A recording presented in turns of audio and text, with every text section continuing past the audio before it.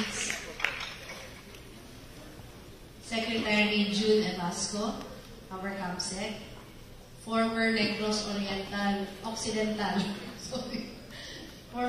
Occidental Governor Lito Cosculuela, Galing po Foundation Chairman, other members of the Board of Trustees, Dr. Eddie Dorotan, Galing po Foundation Executive Director, Ma'am Nene Guevara, Chairperson of the Galing po Awards National Selection Committee of 2018, Legazpi City Mayor Noel Rosal, the 4th Jesse Robredo Leadership Awardee, awardees of the top 10 outstanding local governance programs, other Galing po Awards 2018 finalists, my fellow workers in government, honored guests, mga minamahal ko pong mga kababayan, magandang gabi sa inyong lahat. There is no place on earth where leadership is tested more intensely and shines more powerfully than in local government units. That is because governors, mayors, barangay captains, and other local government workers face more real-world problems than national government officials. The nation should be more grateful for all that you do every single day. Speaking as someone who has been exposed for most of my adult life to how both local and national governments work, this I can tell you.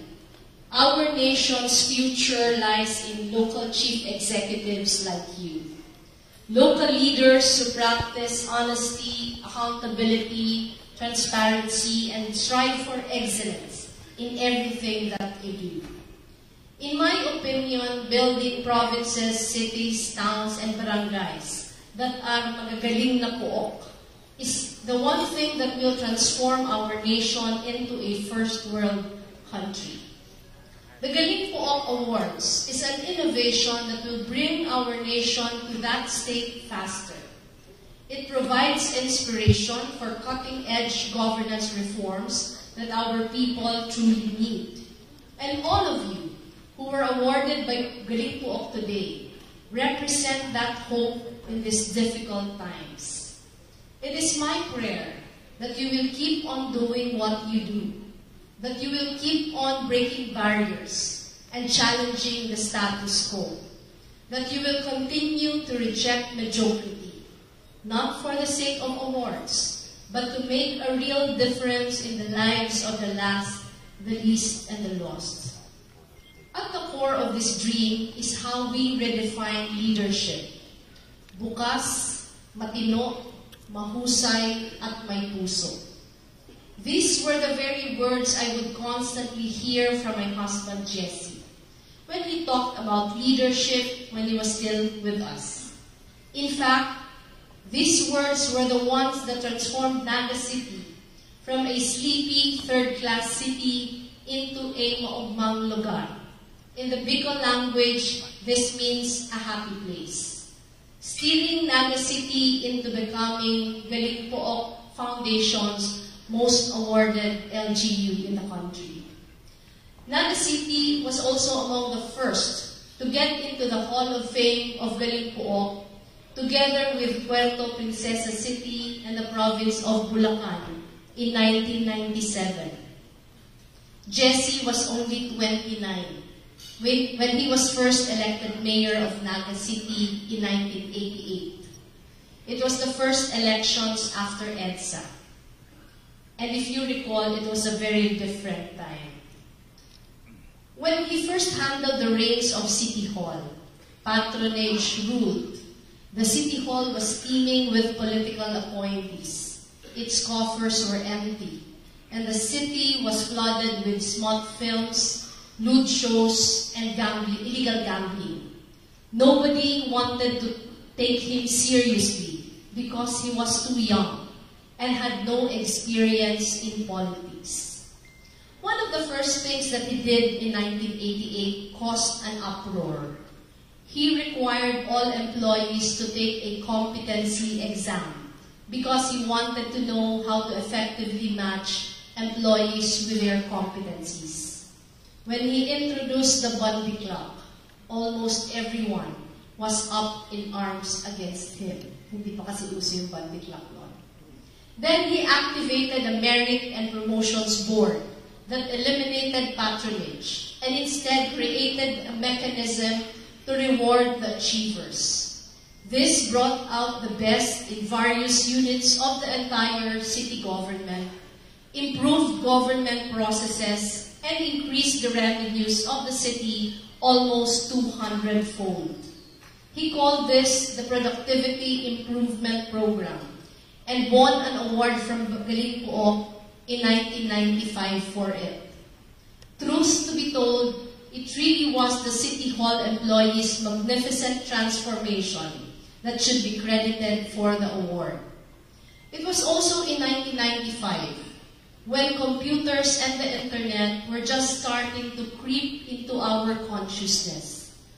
It was about that time that the Naga leadership saw an opportunity in using technology to further professionalize City Hall.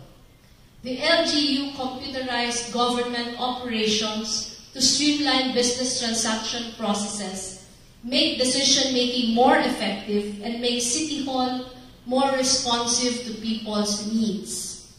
The computerization program changed the LGU in ways people did not expect. Computerizing records for real property tax and business license tax, for example, made corruption difficult to do.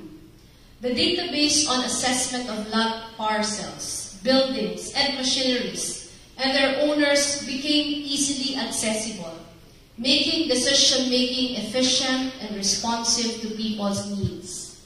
Everyone who needed information from the civil registry, a pain point in many city halls, had an easier time.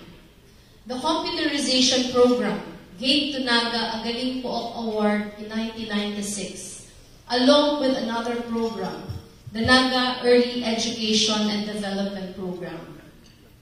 Naga's Kaantabay sa Kausugan program was another game changer. Like any rapidly urbanizing city, Naga City at that time was grappling with a serious urban poor problem. There was frequent animosity between informal settler communities and landowners, and even with City Hall. Squatter eviction, ejectment, and demolition were rampant.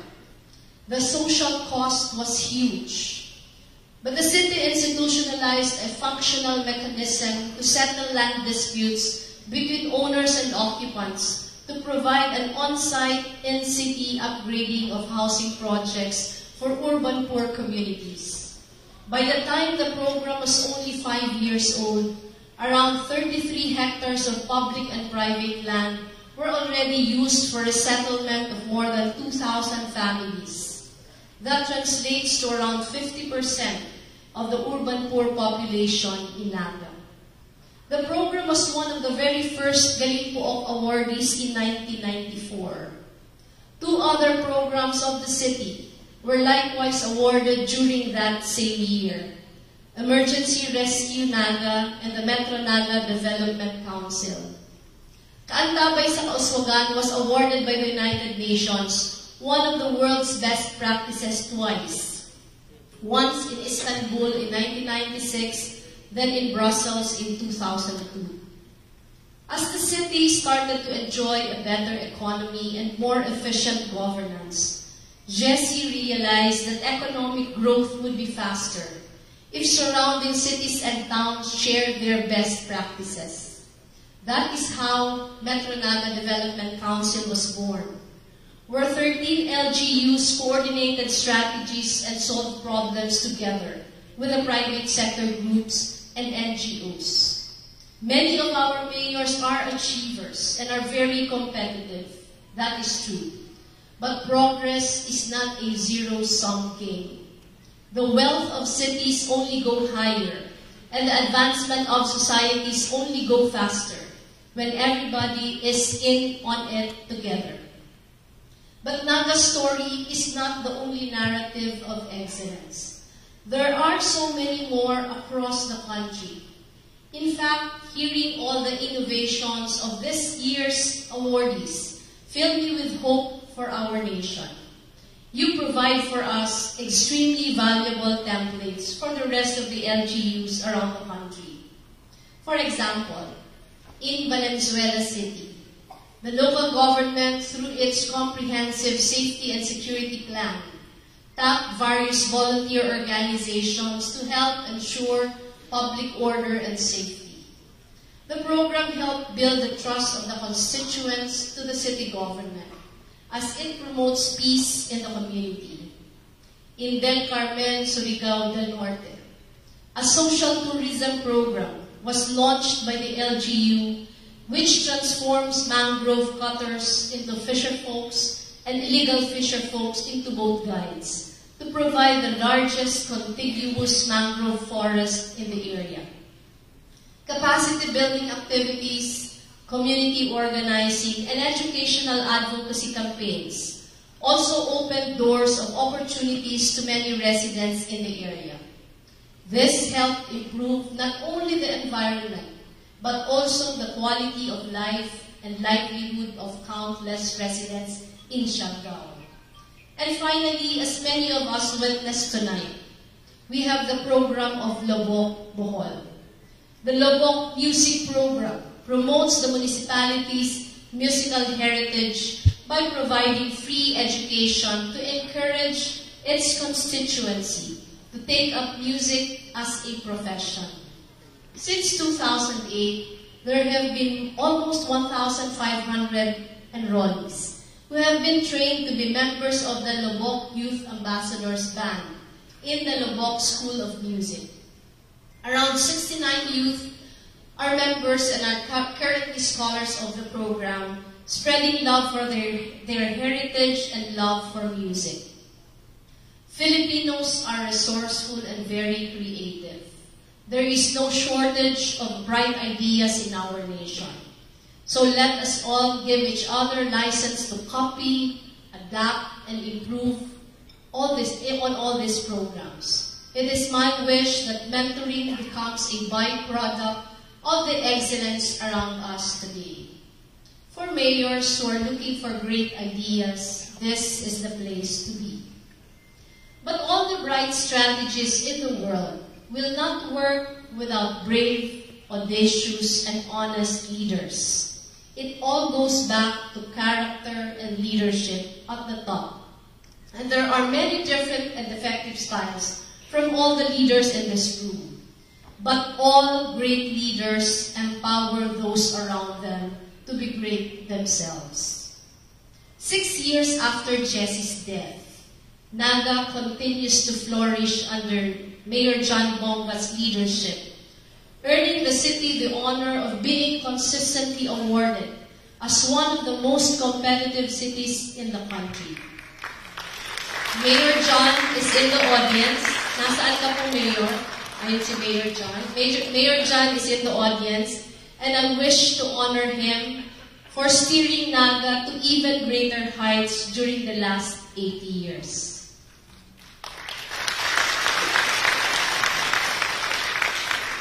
The existence of a new breed of servant leaders is proof that in our city, people are inspired to make even the best better. And I believe that is Jesse's best legacy. He used to always say that he surrounds himself with people who are better or have the potential to be better than himself. I tell myself that we are all given perhaps just one chance to serve our people and spark lasting transformation in our nation. So if we must serve, then we must serve well. Not for fame or for honor, but to create a legacy of excellence in local government that will outlive us. We all know that the job of a local chief executive is not a walk in the park. It is tough, grueling, and time-consuming. And not many people appreciate all the sacrifices behind all the work. Like many of you, I also have my own share of difficulties. I remember that around this time, 3 years ago, when I was being convinced to run for the vice presidency. They told me that this would be the easiest job in the world. Given the circumstances now, that is very, very far from the truth. But during the darkest moments, I tell myself that the opportunity to spark lasting transformation might come but once. And whatever the level of difficulty, I must remember, we all must remember, that our job is to herald a new way of life that will be evident in our people's progress long after we are gone. This is precisely what this gathering is all about.